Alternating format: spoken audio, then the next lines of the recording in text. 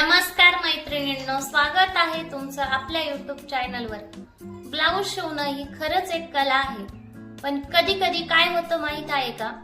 Blouse शिवायला जर आपण मशीनवर बसलो तर बऱ्याच वेळेस पाठीला कणा येतो किंवा आपले हातपाय जड येतात, आपल्याला कंटाळा येतो, आळस येतो।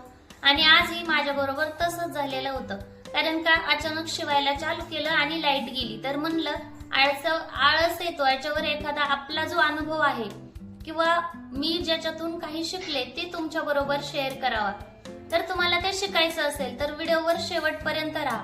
आणि हो, जास्त तुमच्या सोबतही असं होत असेल तर आज तुम्हाला अशा मी 5 टिप्स सांगणार आहे।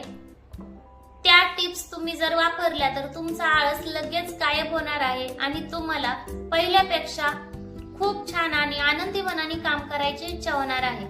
तर तुम्हाला हा व्हिडिओ पाहायचा असेल तर व्हिडिओ शेवटपर्यंत राहा। आणि एक विनंती आहे, जर तुम्ही चॅनलला सबस्क्राईब केलेलं नसेल तर चॅनलला सबस्क्राईब करा। सगळ्यात आधी आपण हे समजून घेऊ की ब्लाऊज शिवतानाच कंटाळा का येतो। कारण ड्रेस आणि इतर कपडे शिवायला छोटे छोटे जरी नसले तरी सोपे असतात, पण ब्लाऊजला एकदम छोटं काम असतं। जसं की पाठीमागचा गळा परफेक्टच यायला हवा, तर हा गळा आहे परफेक्ट यायला हवा। नंतर तसंच ब्लाऊजची पुढच्या गळ्याची पट्टी व्यवस्थित यायला हवी। त्याचबरोबर ब्लाऊजचा टक्स ही नीट यायला हवा नंतर पुढचा गळाही व्यवस्थित गोलच यायला हवा। आणि असं बऱ्याच वेळेस काय होतं माहितीये का, परफेक्टच्या नादात आपण खूप एकाग्रताने काम करतो, म्हणजे खूप जास्त लक्ष जे आहे ते आपलं एकाच कामाकडे देतो। आणि त्यावेळेस काय होतं, मेंदूवर ताण येतो। मेंदूवर ताण म्हणजे जेव्हा जास्त एकाग्रताने आपण एखादी गोष्ट करतो त्यावेळेस मेंदूला ताण पडतो, आणि मेंदूला ताण पडला तर शरीर जड पडतं। तसं का? कारण आपलं सगळं लक्ष एखाद्या कामाकडेच असतं आणि थकवा येतो। मग थकवा आल्यानंतर कंटाळा आणि आळस जाणवतो। पण घाबरू नका, हे दूर करण्यासाठी आपल्याकडे खूप छान उपाय आहेत।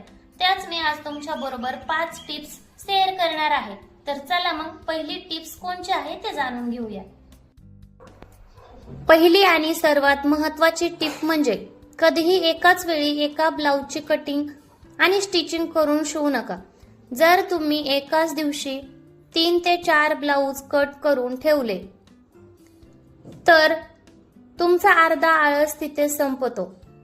शिवताना फक्त मशीनवर बसायचं आणि एकामागून एक भाग जोडत जायचे, याला असेंब्ली लाईन असे म्हणतात, ज्याने वेळ वाचतो आणि कंटाळा येत नाही।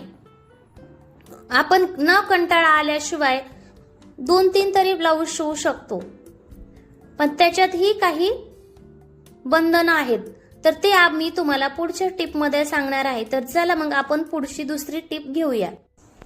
दुसरी गोष्ट म्हणजे तुमची शिवणाची जागा कशी आहे।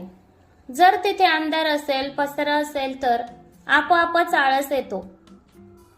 मशीन भोवतीचा पसारा आवरा, तिथे चांगली लाईट असू द्या, शक्य असल्यास खिडकी जवळ मशीन ठेवा, जेणेकरून ताजी हवा आणि प्रकाश येईल।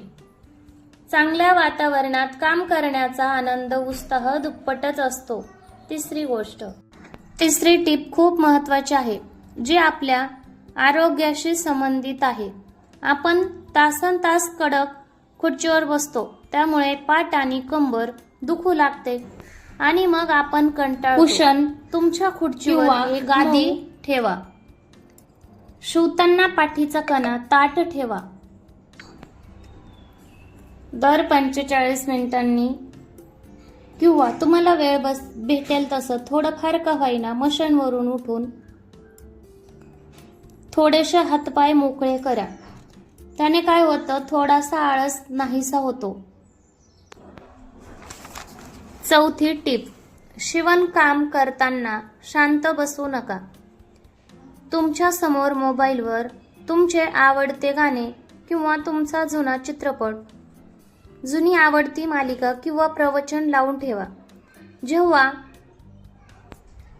जेव्हा आपले कान आणि मन कुठेतरी गुंतलेले असते तेव्हा हाताने होणारे काम खूप वेगाने होते. गाण्याच्या तालावर गाण्याची डिझाईन कधी पूर्ण होईल ते तुम्हालाही कळणार नाही. 5वी आणि शेवटची सायकोलॉजिकल टिप, स्वतःला एक टार्गेट द्या. जसे की मी पुढच्या 1 तासात या ब्लाऊजची बाही आणि गळा पूर्ण जोडणार आणि किंवा ब्लाऊज पूर्ण शिवणार. आणि जर टार्गेट पूर्ण झाले की स्वतःला एखादं बक्षीस ठेव.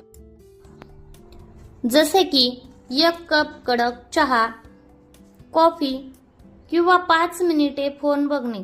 यामुळे मेंदूला काम करण्याची छान प्रेरणा मिळते.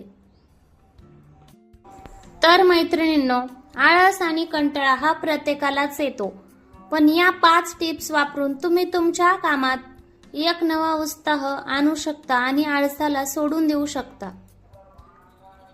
बघा, मी तुमच्या संग गप्पा मारत एक ब्लाऊज शिवत आणलेला आहे आणि या 5 टिप्स पैकी कोणती टिप तुम्हाला सर्वात जास्त आवडली आणि तुम्ही ट्राय करणार ते मला कमेंट करून नक्की सांगा.